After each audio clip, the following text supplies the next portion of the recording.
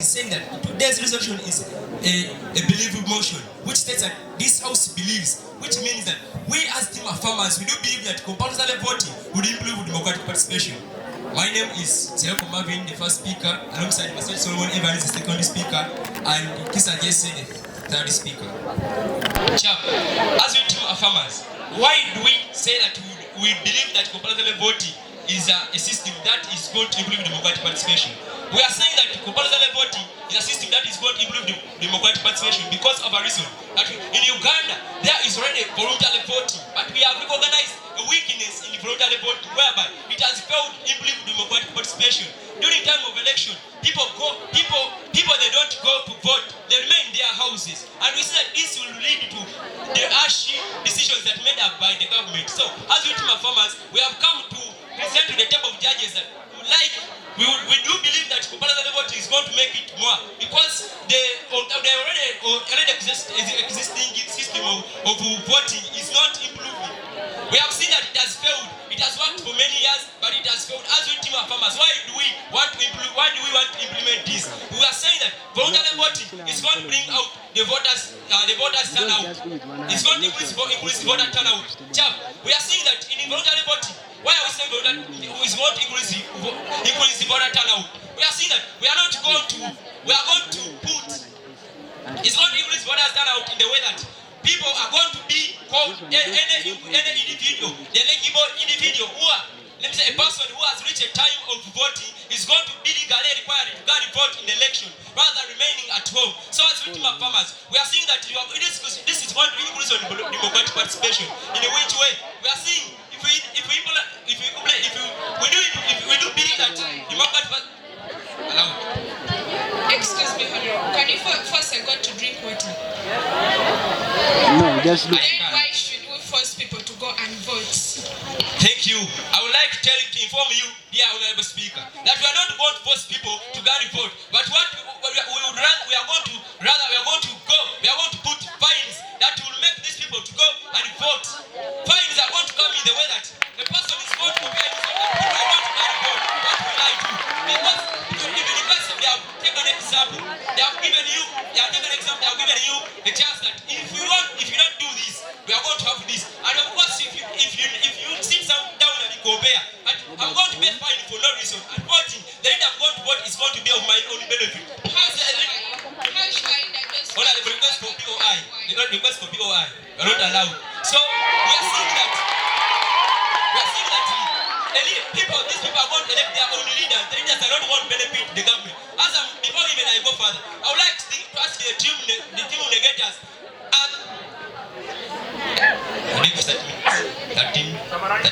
I would like to pose the question to team negators. The people, if we put these fines for these people to go and vote, the people who are going to be voted, the leaders are going to benefit the people who are going to benefit the government or the people. I would like the second speaker to come and give a note of that. Result. Voting is not only our right, it is our power. My name is Athiano Cynthia Rebecca, alongside Aquari Aska Angeline, the second speaker, and Agola Elizabeth Tracy as the third speaker. As the resolution for today states that this House believes that compulsory voting will improve on democratic participation. As the negators, we agree with the splitting of the resolution as said by their farmers, but actually they did not split it for us, but disagree with the resolution. Panel, our status quo, currently in Uganda, there is democratic participation. Our perimeter is Uganda. The voters of a particular country are legally required to participate in elections, and this will improve on the participation in political process to influence decision-making and government action. We as the negators, we came out with these points. Religious objection, infringements on freedom, uninformed voting, expelled speech. Allow me explain our points as mentioned before. I'll talk about religious objections, and the second speaker will come and talk about infringements on freedom.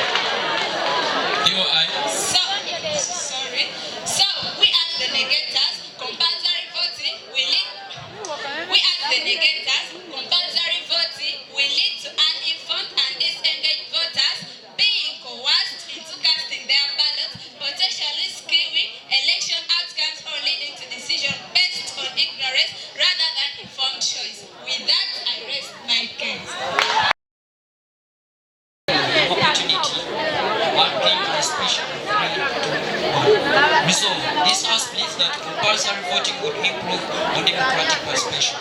So dear judges, it has come to our statistical analysis that we are debating with the people who have not given us the alternative option. So we would request them to bring in their alternative because we have failed to understand whether they have come to debate or they have come to converse with us. But actually, according to today's resolution, we find out that the problem with the resolution is that there is voter apathy. And what do we mean with voter apathy? The lack of interest for voting among the people. And that's why we come in to bring in compulsory voting so that it might increase voter turnout in order to enable the government for proper decision making. However, the negative side came in talking of personal choice. But however, not knowing that if the people do not vote, they are affecting themselves. The people, the leaders they are voting are the ones that they are going to take their issues, the parliament, so that they may be worked upon. However, if people do not vote, what can this lead to? It is leading to problems like the government might fail to help the people because they do not see any issue that the leaders are presenting. But however, if you bring in compulsory voting, we are actually going to increase on voter turnout in a way that people are now going to participate they are going to engage in the civil.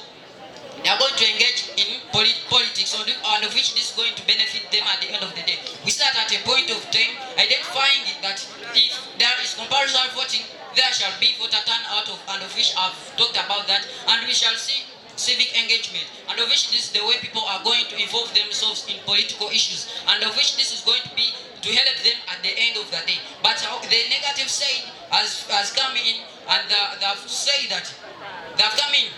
They're saying that we are forcing people to vote by saying that can you force a goat to take water? But we want to inform them that we are not going to force these people. But what are we going to do?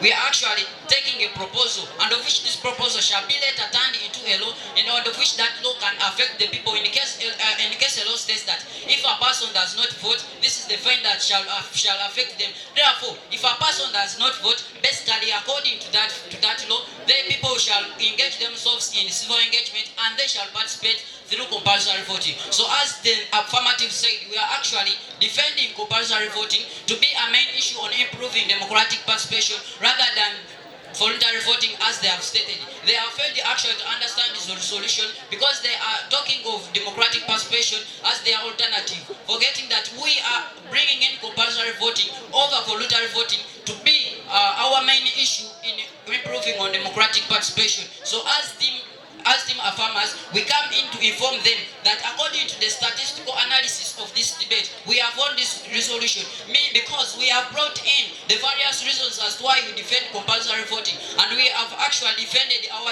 side. So dear judges, take note of that. But however, up to now, the debate is coming to an end, but the negative side have failed to bring in their alternative, and that is what they are supposed to do. So we are wondering as to why whether they have come to debate or they have come for a discussion. So we are bringing in our case today as compulsory voting, defending it by voter turnout and civic engagement, because we believe that when people are given a law.